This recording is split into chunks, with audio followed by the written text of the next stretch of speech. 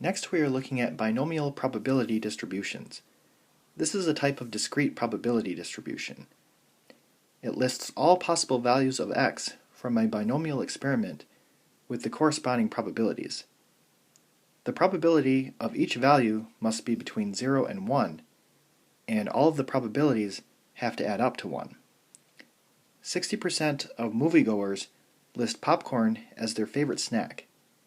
You randomly select 6 moviegoers and ask them whether popcorn is their favorite snack.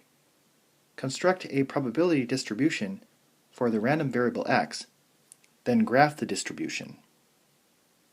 So x can be 0 through 6.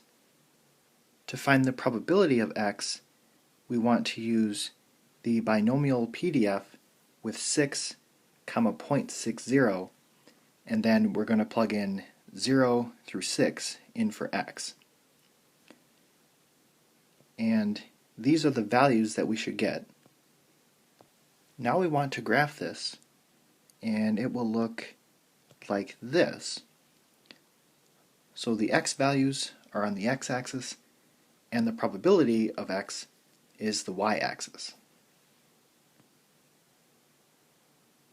The next chart is analyzing the graphs of binomial distributions. So the x-axis represents the number of successes, and the y-axis represents the probability of that many successes. So something very interesting happens as you increase the value of p. The graph skews more left. So you'll see that the tail of the graph goes more towards the left. And then as you increase the value of n, the graph becomes more bell-shaped or normal.